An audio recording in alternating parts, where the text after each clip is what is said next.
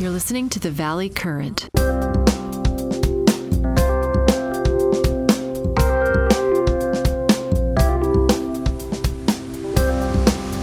How do you completely win a massive, incredibly high-stakes lawsuit, but in the process... Oh, you just absolutely destroy the trillion-dollar company you spent your entire life building. Exactly. It sounds like a riddle, right? Or some kind of paradox.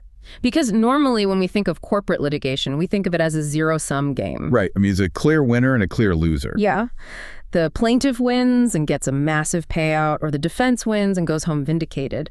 But what if the courtroom itself is just theater? A stage for something else entirely. Yeah. What if the actual verdict doesn't matter at all, because the true goal of the lawsuit is just to force your rival to sit under oath and generate a legally mandated permanent public record of their deepest dysfunctions? It is a terrifying strategy when you phrase it that way. I mean, you're weaponizing the transparency of the legal system itself. That's exactly it. You're using the discovery process and the witness stand not to seek justice, but to manufacture an uninvestable corporate profile for your opponent. And that dynamic, that incredibly cynical but frankly brilliant maneuver, is exactly what we're dissecting today. Welcome to the Deep Dive. Glad to be here. It's Thursday, May 7th, 2026. And if you've been tracking the absolute earthquake happening in the Northern District of California this week, you know we're talking about the Musk v. Altman trial. And to really understand what happened in that courtroom over the last 24 hours, we're relying on an incredibly precise insider baseball source. Oh yeah, this source is gold. It really is. We're looking at a trial update newsletter authored by Russo. He's the managing partner at Computer Law Group LLP. So this isn't your standard mainstream media recap, right? No, not at all. Russo is writing for legal and financial insiders. He's looking way past the sensational headlines to analyze the structural, doctrinal framework of the trial. Okay, so let's unpack this. Wait, no, I need a better phrase than that, because unpacking doesn't quite do justice to the sheer scale of the wreckage we're looking at here. It's more like sifting through the rubble. Yeah, sifting through the rubble. We're trying to decode a legal paradox that Russo presents regarding round 7 of this trial. That's day 7 overall, day 5 of actual witness testimony. Right. And the core mission of our conversation today is to figure out how Elon Musk, the plaintiff, could experience what Russo calls a catastrophic public relations victory. Inflicting just massive reputational damage on Sam Altman. Exactly, while simultaneously, completely losing the underlying legal architecture of his own lawsuit. It is the ultimate split-screen reality. On one screen, you have the court of public opinion where Musk is currently running up the score. Right time. But on the other screen, you have the rigid, unforgiving machinery of civil procedure. And over there, Musk's case is effectively bleeding out on the floor. So before we get into the mechanics of how that split-screen reality works, we really have to ground this in what's actually at stake. The broader context. Because if you just read the tweets and the blogs, it's so easy to dismiss this as just two tech billionaires having an ego-driven feud, Musk versus Altman. It sounds like a comic book rivalry. It does play out that way online. But the collateral damage here isn't just their personal feelings. We're talking about OpenAI. Precisely. And the scale of OpenAI in May 2026 is staggering. This isn't the scrappy nonprofit research lab it was in 2015. Right. This is an entity that recently underwent a massive recapitalization.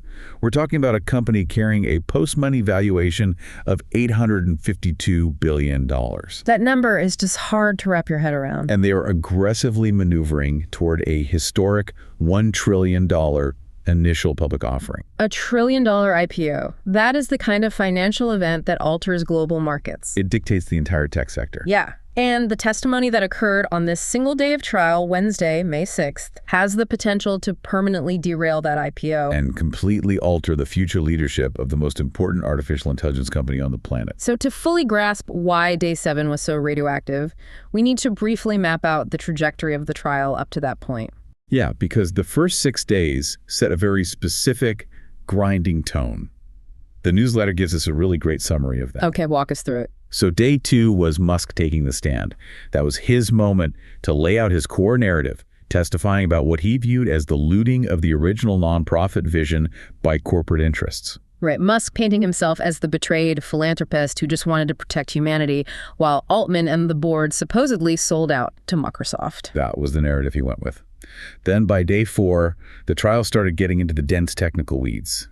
The source notes there were major admissions regarding model distillation. Oh, I want to pause right there because model distillation is one of those terms that gets thrown around in tech circles all the time, but we really need to define it clearly. It's crucial to understand it. For anyone not deep in AI engineering, what does that actually mean in the context of a lawsuit? So, in simple terms, model distillation is a process where you take a massive, incredibly complex and expensive AI model, the teacher model, and you use it to train a smaller, cheaper, faster student model. Oh, okay. So the student model learns to mimic the outputs of the teacher model without needing the massive computational resources to figure things out from scratch. Exactly. It's like having a world-class physicist tutor a high school student so the student can just memorize the answers to the final exam. Without actually understanding the underlying math? That is a great way to look at it. But legally, it becomes a massive intellectual property issue. Because of the training data. Because if you're using proprietary data or a competitor's model to distill your own commercial product,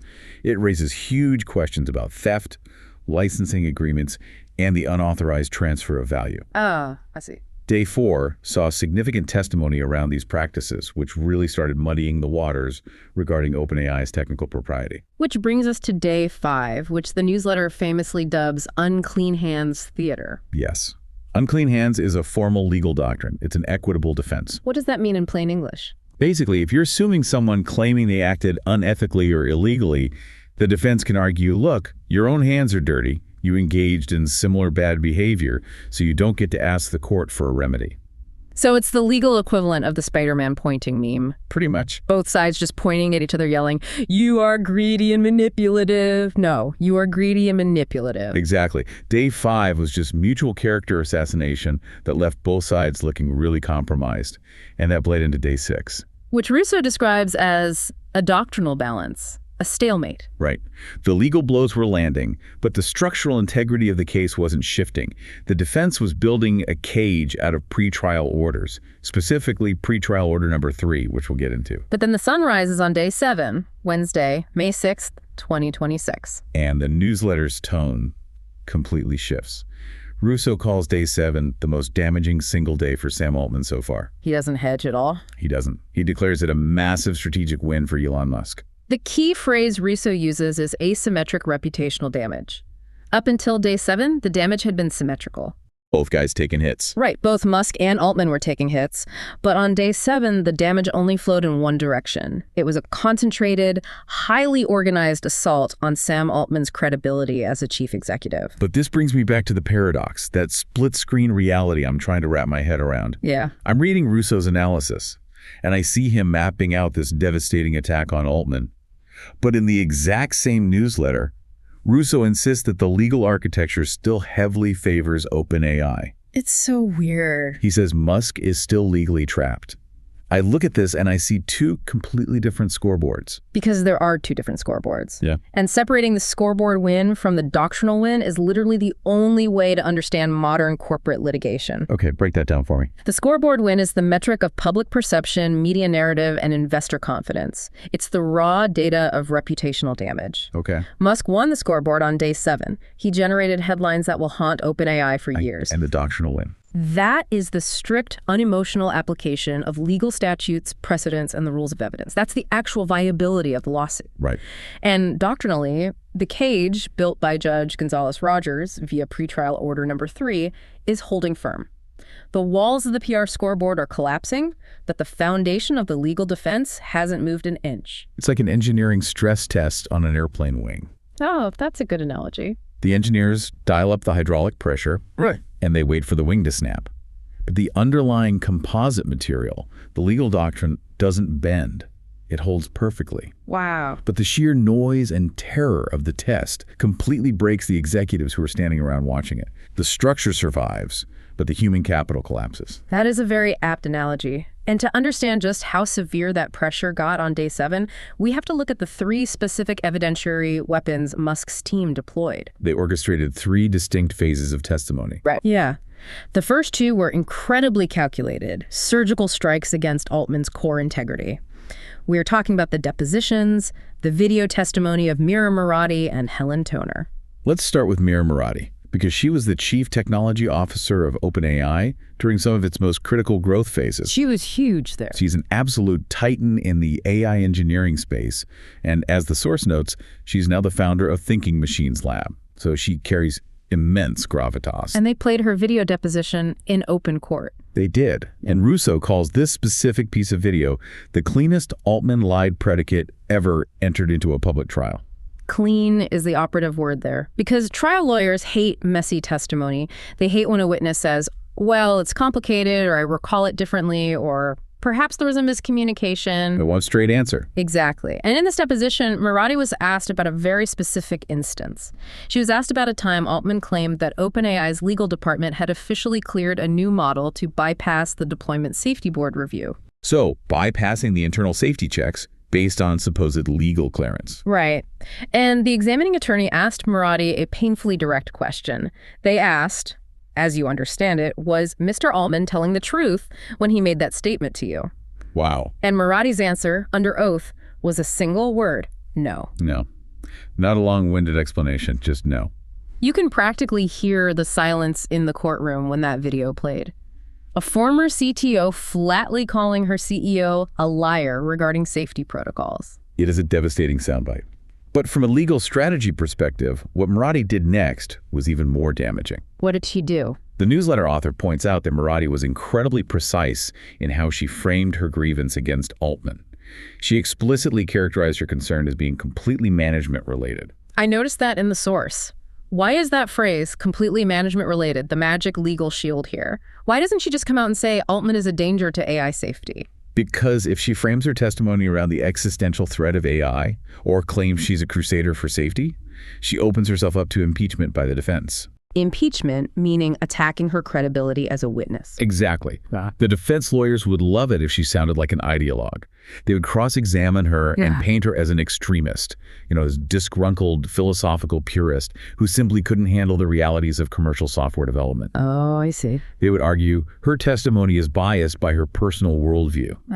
But by framing the issue strictly as management-related, she neutralizes that attack. She completely strips away the whistleblower bias angle. She is essentially saying, look, I am not here to debate the philosophy of artificial general intelligence. I am an operations executive. I build products. And my grievance is simply that my boss was lying to me and making my job impossible. That is exactly what she did. She elaborated that her core issue was Sam saying one thing to one person and completely the opposite to another person. That's so toxic for a company. It is. She testified that because of this deceit, OpenAI in late 2023 was facing a, quote, catastrophic risk of falling apart. Catastrophic risk of falling apart. That is not the phrase an underwriter at Goldman Sachs wants to hear associated with a $1 trillion IPO. No, it is not.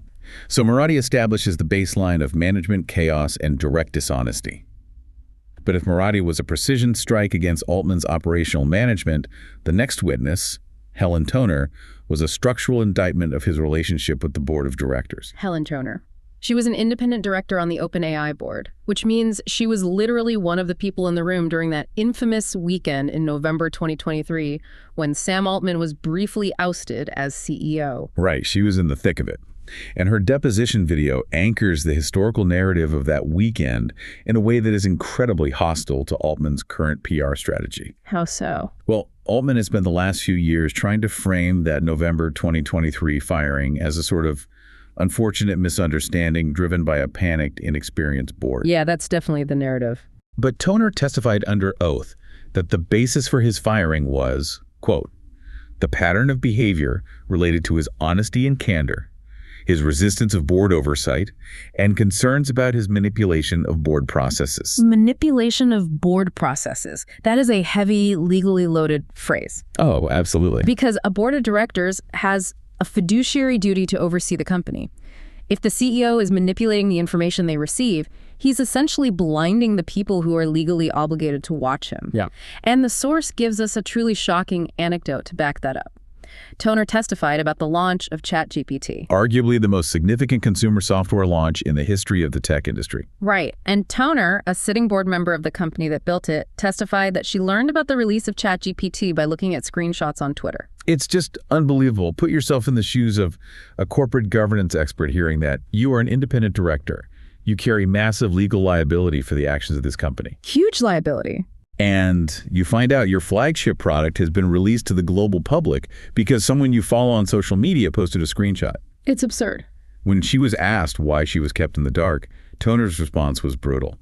She said, "Because I was used to the board not being very informed about things." It paints a picture of a CEO who views his board not as a governing body, but as an annoying obstacle to be routed around. Completely. But Toner went further than just complaining about communication. She alleged a specific factual material lie.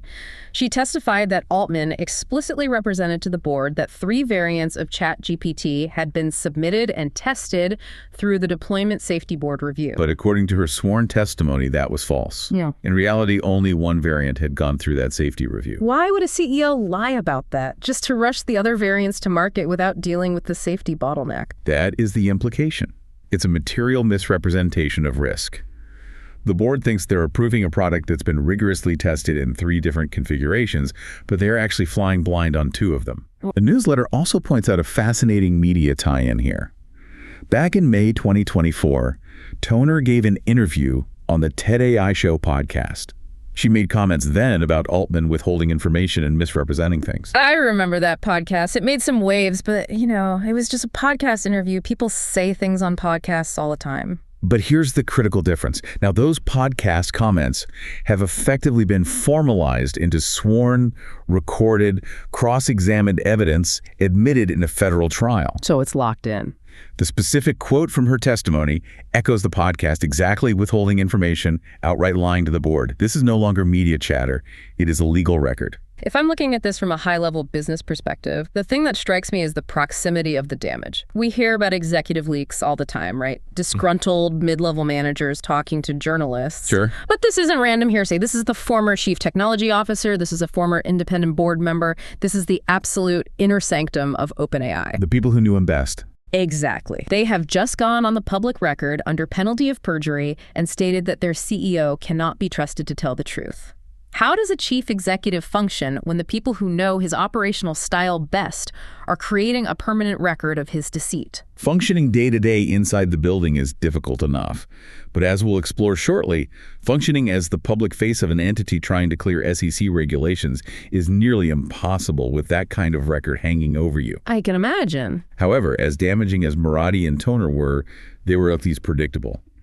Musk's legal team orchestrated those depositions. They knew exactly what the video was going to say. Right. But the third phase of day 7 was something else entirely. It was a live witness, and it was a chaotic wild card. Oh, Siobhan Zillis. This section of Russo's newsletter reads like a script from a prestige HBO drama. It truly does. The newsletter highlights a piece of analysis from The Verge that captures the paradox perfectly. Siobhan Zillis took the stand as Musk's biggest loyalist, but she ended the day as his biggest legal liability. If you aren't familiar with Siobhan Zillis, her background and her connection to this case are incredibly intertwined. The source lays it out bluntly. She's the mother of 4 of Elon Musk's children. She's an admitted former romantic partner. Yeah. But beyond the personal relationship, her professional ties are massive. She has been a high-level advisor to Musk's entire ecosystem of artificial intelligence companies, Tesla, Neuralink, and OpenAI since 2017. She is as deeply embedded in Musk's strategic thinking as any human being on the planet. And she was called to the stand as a third-party fact witness. Okay. But from the moment she sat down, the dynamic was strange. She was subjected to a blistering cross-examination by Sarah K. Eddy, a powerhouse partner from the law firm Wachtell, Lipton, Rosen & Katz, which is representing OpenAI and Altman. And according to the newsletter, Zillis was remarkably evasive. When Eddy pressed her on specific documents and past communications, Zillis kept invoking severe memory failure. She gave this incredibly bizarre, hyper-technical excuse that is now going viral. She said, "It's not in my neurons." It's not in my neurons. It is such a specific Silicon Valley way to say, I don't remember. Right. It attempts to sound scientific while being completely non-responsive. But Sarah K. Eddy was having none of it. Not at all. When Zillis finally acknowledged a document, Eddy shot back with this incredibly sarcastic retort in front of the judge. She said, "Your long-lost memories have been recovered." It's fantastic courtroom theater. Yeah. But as entertaining as the neurons comment is, the real damage to Musk's case wasn't Zillis's evasiveness. The real damage was the actual documents that Wachtell forced her to authenticate on the stand. This is where we see the doctrinal wins start to slip away from Musk, even as he wins the PR war. Exactly. Because Wachtell used Zillis Musk's own loyalists to introduce and authenticate a series of contemporaneous emails from 2017 and 2018, and these emails are devastating to Musk's core legal theory. Let's look at the specific contents of these emails, because Russo provides great detail here. There's an email from September 2017. Zillis is writing to Jared Birchall. And Birchall is essentially the manager of Musk's family office, right? His ultimate right-hand man. Correct. So Zillis writes that OpenAI is holding firm on rejecting Musk's demands for absolute control over the organization. That email alone establishes that there was deep structural friction over control and direction as far back as late 2017. But the December 2017 email is the real smoking gun. Oh, yeah. December 2017. Zillis is openly brainstorming different structural scenarios for OpenAI. And one of the scenarios she maps out is converting OpenAI into a public benefit corporation subsidiary of Tesla. I want to pause on the concept of a public benefit corporation, or PBC, because it is central to this case. Okay. A traditional C corporation has a strict fiduciary duty to maximize value for its shareholders, period. A PBC, however, has a dual mandate. It's a for-profit entity, but its charter legally allows it to balance shareholder returns with a specific public benefit. Like environmental sustainability, or in OpenAI's case, the safe development of artificial intelligence. Right. So Zillis, in 2017, is already modeling a scenario where OpenAI abandons its pure nonprofit status, becomes a for-profit PBC, and gets absorbed into Tesla.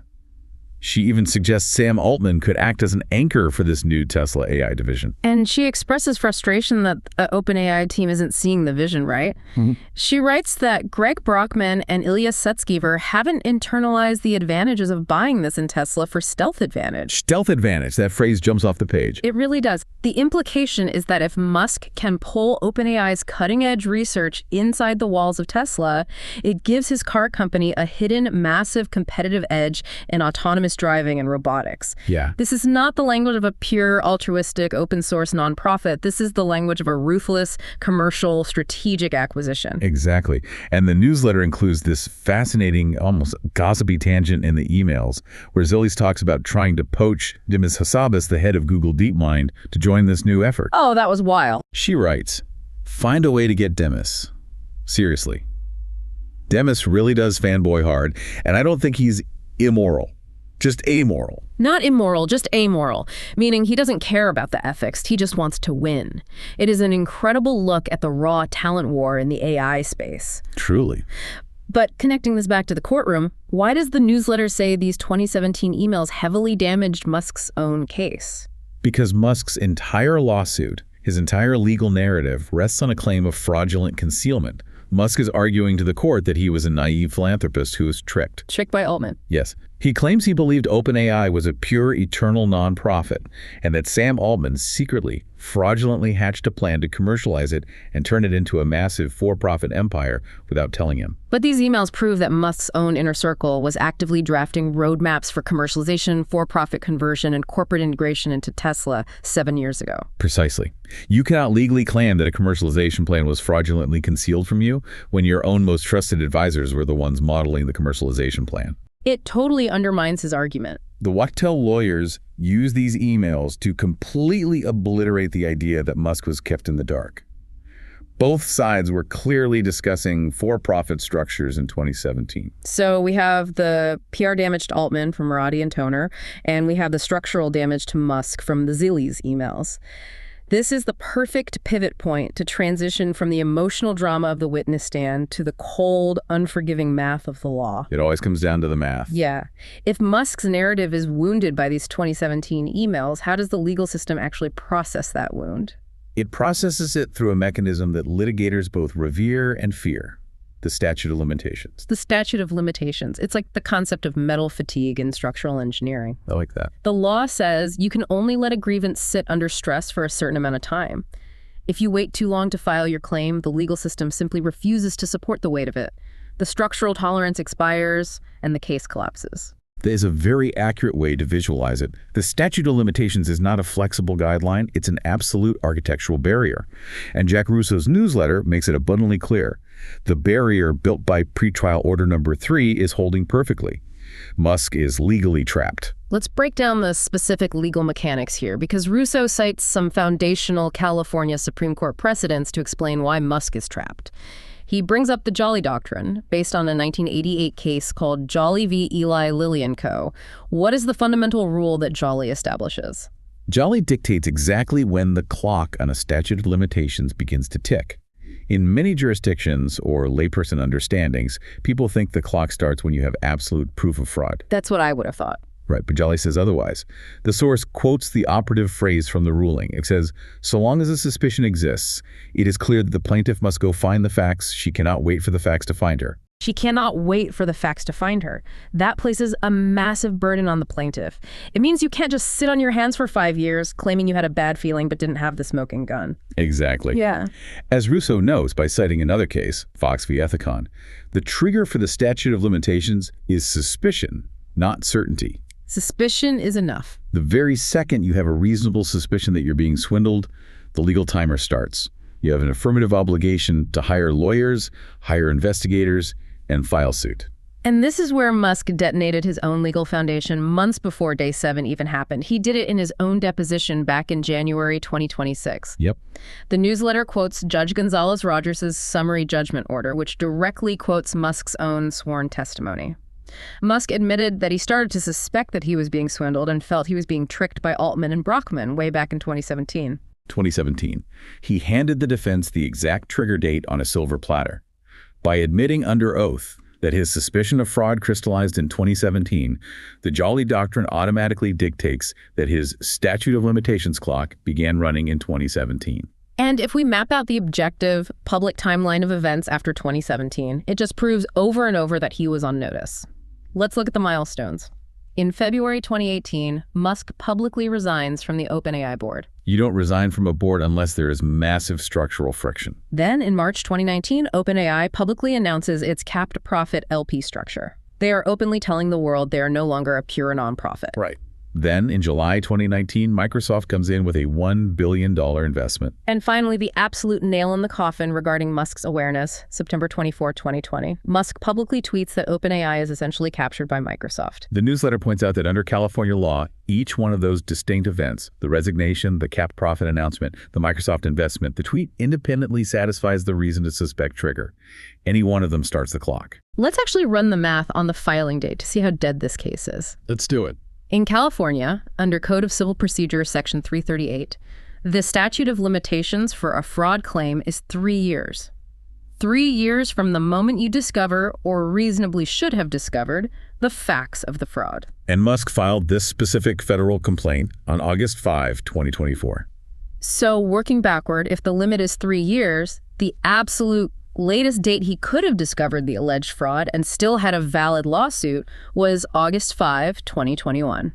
But his own public tweet declaring that OpenAI was captured by Microsoft was in September 2020. That's 4 years before filing. And his own sworn admission that he suspected he was being swindled was in 2017. That's 7 years before filing.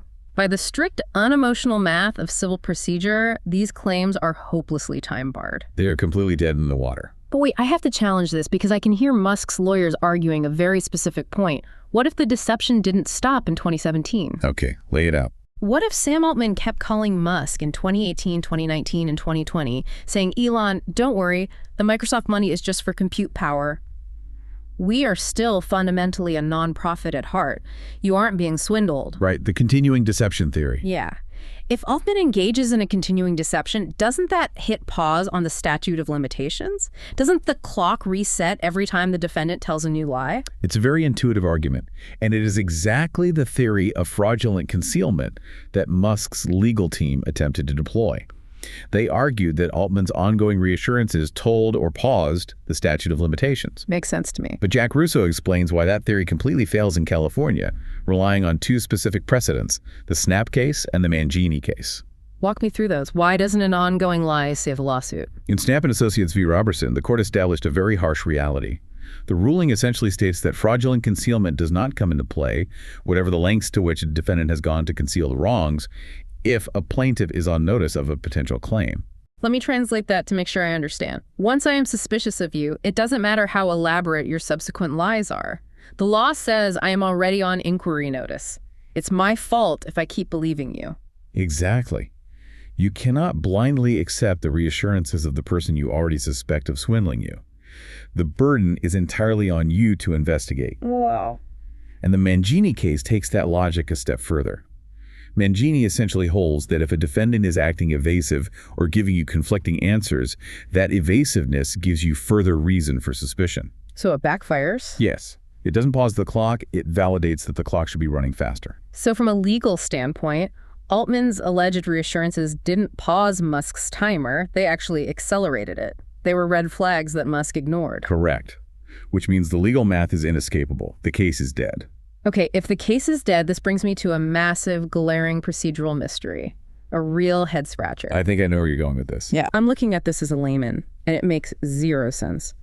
If Judge Gonzalez-Rogers can do this basic math, if she knows Musk's case legally died in 2017 because of the statute of limitations, why on earth is she allowing Musk to play these incredibly damaging, embarrassing video depositions of Murati and Toner in open court? It seems contradictory. Why let a witness sit on a screen and call the CEO a liar in 2026 if the underlying fraud claim expired years ago? Shouldn't the judge just bang the gavel, say the case is time-barred, and throw out all this messy character evidence as irrelevant? This is perhaps the most sophisticated insider insight in Russo's entire newsletter. He decodes this mystery by pointing us away from the statute of limitations and toward the structural mechanics of how federal courtrooms actually operate. How so? He points us to Federal Rule of Civil Procedure 39C. Rule 39C. How does that rule explain why the judge is letting all this PR damage happen? It has to do with who is actually deciding the case. You have to remember the types of claims Musk is bringing. He's seeking equitable relief, things like the disgorgement of profits. Let's define disgorgement, because that is a brutal legal concept.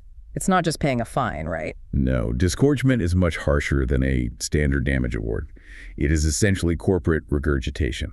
What an image. If the court finds you made $1 billion using stolen IP or breached fiduciary duties, disgorgement means the court holds you upside down and shakes your pockets until every single cent of that specific ill-gotten $1 billion falls out. You don't just compensate the victim. No, you are being stripped of all the profit derived from the bad act. Okay, so Musk is asking for equitable relief, like disgorgement.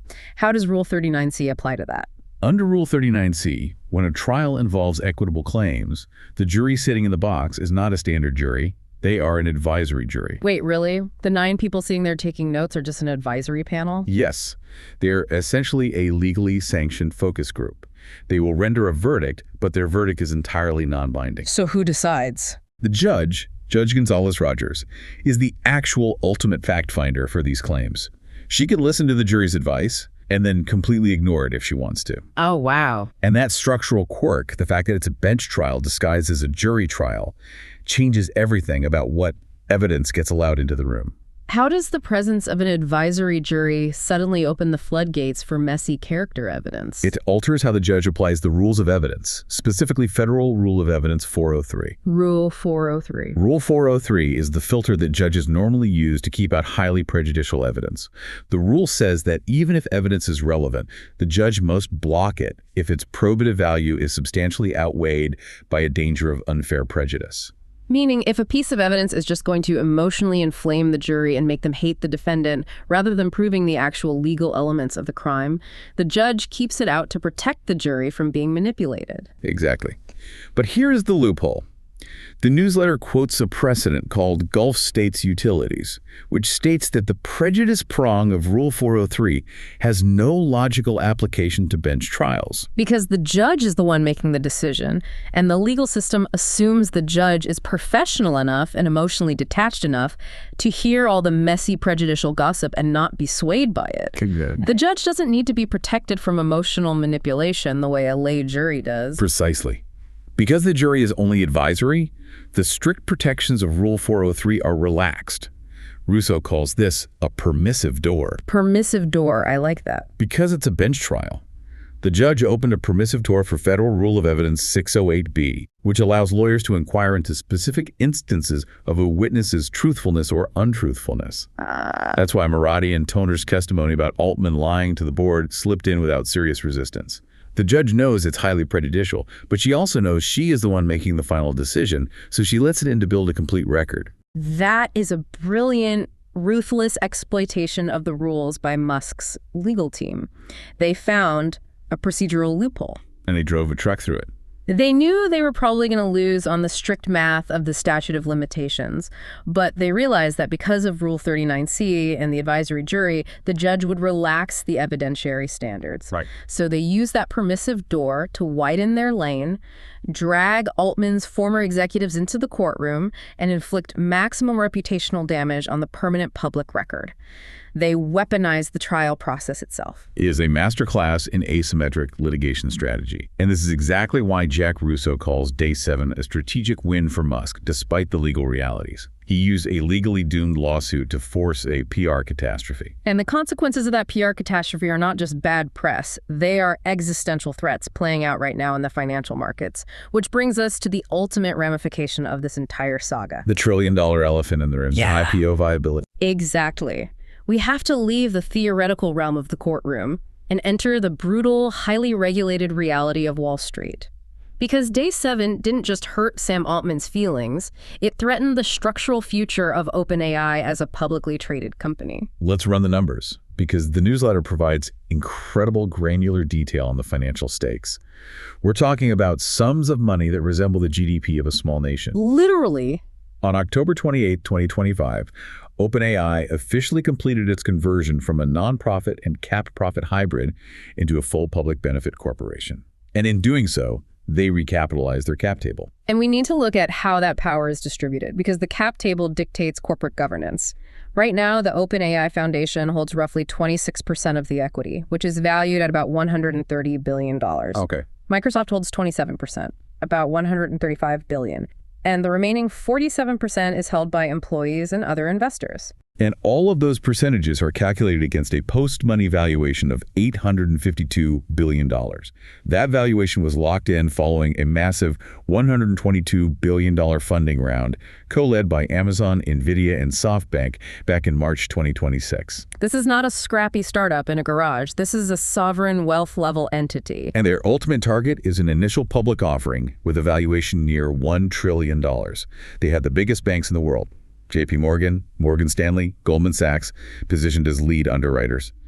This IPO is meant to be the crowning financial achievement of the AI revolution. But the source notes there's internal friction regarding the timeline. Sam Altman is reportedly pushing aggressively for an IPO in Q4 of 2026, but his chief financial officer, Sarah Friar, is pushing back, arguing they need until 2027 to ensure operational readiness. And now, into the middle of that friction, you drop the Day 7 testimony of Mira, Murati, and Helen Toner. Which is catastrophic for the underwriting process. Absolutely catastrophic. But I want to ask the obvious question here. Why does an underwriter at Goldman Sachs care about a messy trial if OpenAI is legally going to win the case on a statute of limitations defense? It's a fair question. If the legal architecture holds, and Musk doesn't get any disgorgement of profits, the money should still flow, right? Why does Wall Street care if Altman's former CTO thinks he's a liar? Because the financial world operates under a completely different legal architecture, and it's built entirely on mandatory disclosure. Specifically, the rules of the Securities and Exchange Commission, the SEC. Russo points us directly to SEC Regulation SK. How does Regulation SK turn Day 7 into a nightmare for OpenAI? It comes down to Item 401F of Regulation SK. This rule requires a public company to provide a 10-year look-back for any legal proceedings involving its directors and executive officers. A 10-year look-back. Yes. And as the newsletter notes, SEC staff guidance consistently requires the disclosure of integrity events that are material to investors. Integrity events. So a federal civil trial where the sitting CEO is accused under sworn oath by his own former chief technology officer and a former independent director of lying to the board and creating a catastrophic risk of the company falling apart. That qualifies as an integrity event. It sits dead center in the materiality net. You cannot hide that testimony from investors. It legally must be included in the Form S-1. The Form S-1 is the foundational registration document a company files with the SEC before an IPO, right? Exactly. It's essentially a massive prospectus detailing every risk associated with the company. So Day 7 just guaranteed that Altman will carry a permanent, legally mandated scarlet letter in the S-1. He will. And Russo lists other disclosure requirements that are going to be a nightmare to draft. Item 105, which deals with risk factors. Item 103, which details legal proceedings. And then Item 404, which covers related party transactions. Item 404 is a massive vulnerability because Sam Altman has his hands in everything. The source lists his overlapping interests. Helion Energy, WorldCoin, Reddit, Retro Biosciences, Stoke Space. He is a walking web of potential conflicts of interest. If you're an underwriter at Morgan Stanley, you look at this draft S-1, which is now riddled with sworn accusations of dishonesty, massive related party complexities, and ongoing litigation, and you see immense, unquantifiable risk. And the danger doesn't vanish the moment the IPO rings the bell on the stock exchange. The post-IPO danger is actually worse. Worse? How? The newsletter highlights the Sarbanes-Oxley Act, specifically SOX Section 304. Oh, the clawback provision. Walk me through how SOX 304 operates. Under Section 304, if a public company ever has to restate its financials due to material non-compliance as a result of misconduct, the SEC can force the CEO and the CFO to reimburse the company for any bonuses, incentive-based compensation, or profits from stock sales they received during the 12-month period following the false filing. They literally claw the money back out of the executives' bank accounts. Yes. And as the source notes, citing a precedent called SEC v. Jensen, that clawback can attach regardless of whether the CEO personally engaged in the specific misconduct that caused the restatement. The SEC has a massive, blunt force hammer hovering over the C-suite. And we haven't even mentioned the apex predators of the financial ecosystem, the plaintiff securities class action lawyers. Oh, they are going to have a field day. They're going to take the trial transcripts from Day 7, take Murati's no and Toner's lying to the board, and they're going to mine those quotes for the rest of Altman's tenure. Anytime OpenAI misses an earnings target, anytime the stock drops 5%, those lawyers will file a massive class action lawsuit claiming the company misled investors, and they will use the Day 7 transcript as Exhibit A. It's a permanent structural vulnerability. Given all of this catastrophic overlapping risk, Jack Russo's newsletter outlines 3 potential scenarios for how this plays out in the real world. This is where we see the actual tangible consequence of Musk's strategic win. Let's analyze these 3 scenarios. What is Scenario 1? Scenario 1 is what Russo terms the modal forecast, meaning it's the most statistically probable outcome based on the current record.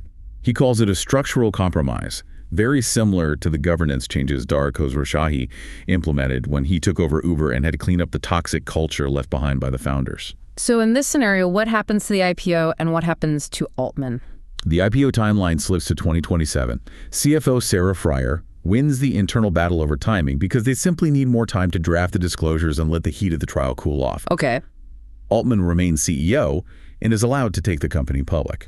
However, he is forced to accept a massively strengthened independent chair structure, likely elevating Brett Taylor to wield real power over him, and a completely reconstituted, highly aggressive audit committee. So Altman survives, he gets to ring the bell, but he is operating in a governance straitjacket. Okay, what is Scenario 2? Scenario 2 is marked as materially more likely now than it was before the Murati and Toner testimony.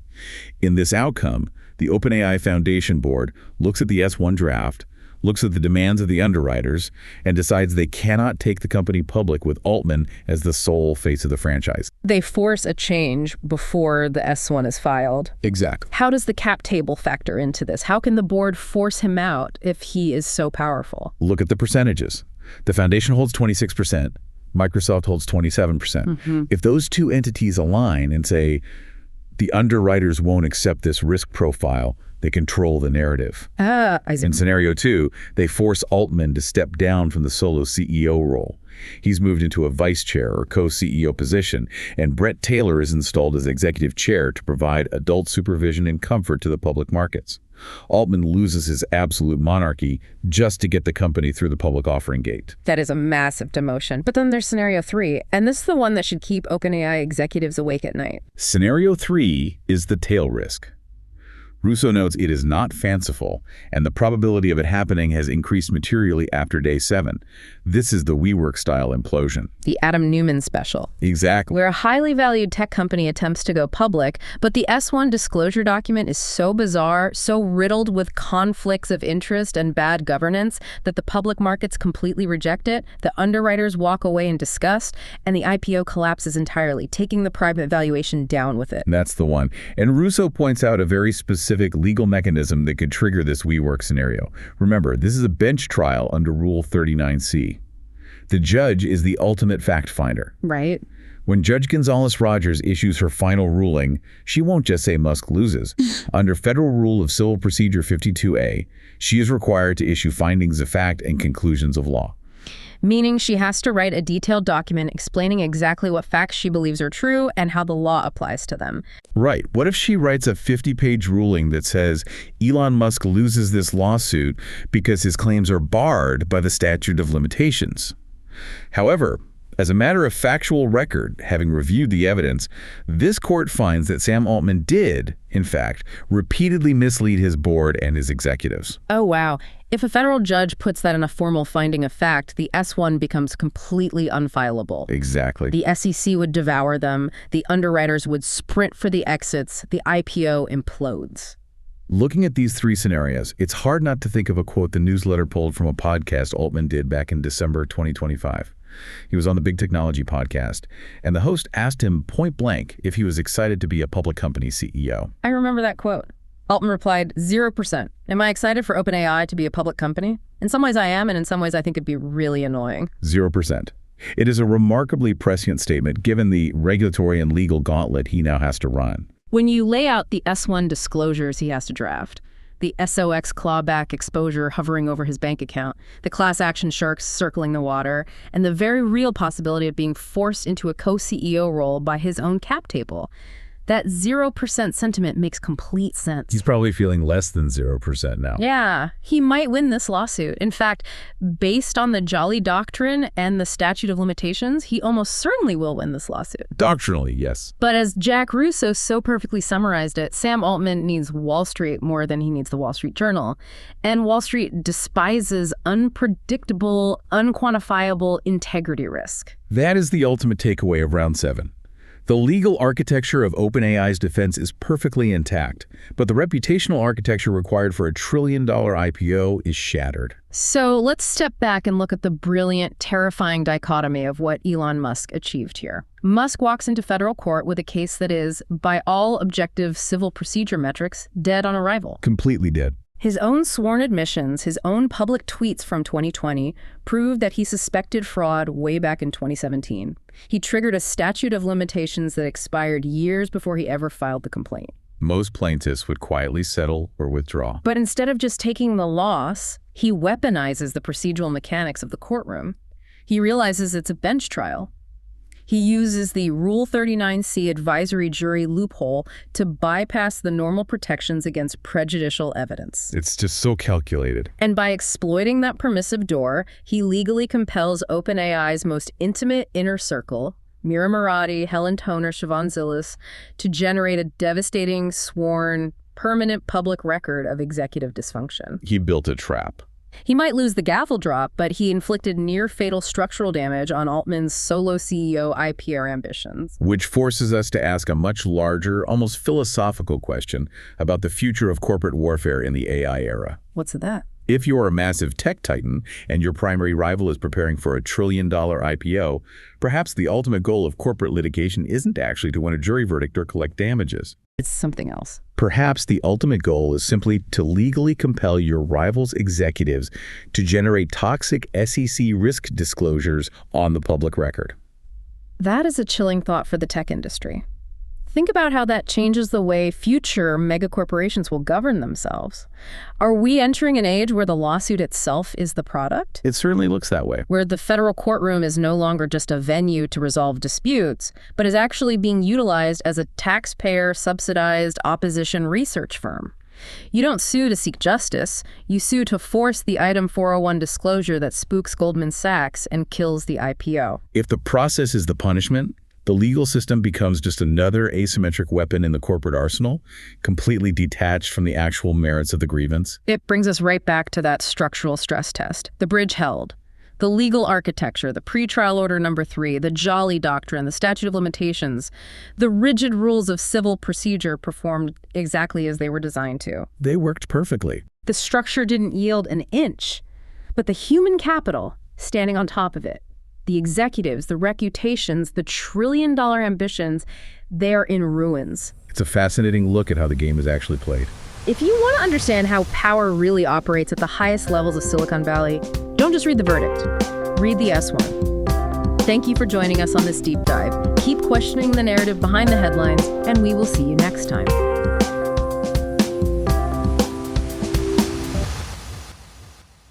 Tune in next time on The Valley Current.